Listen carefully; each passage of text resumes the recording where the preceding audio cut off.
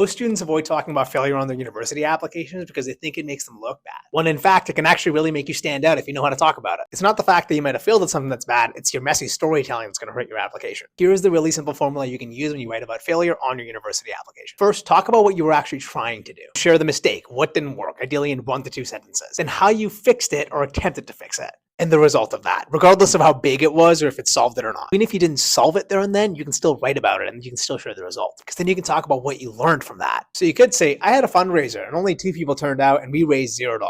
Or you could say, we had a fundraiser and only 2 people turned out and we raised no funds the first time. I realized I'd only promoted it in one place by talking to my friends. So what I changed was XYZ. From there, we had 10 people turn out and we actually raised our first dollar. You go from having this thing you might be embarrassed to talk about where you failed, to something where you learned fast and actually improved the outcome, even if it was only a marginal improvement. The admissions committees don't expect you to have a perfect story, but they do expect you to know how to take a hit, adapt, and improve. Send this to somebody that's applying to university soon and follow us for more admissions content.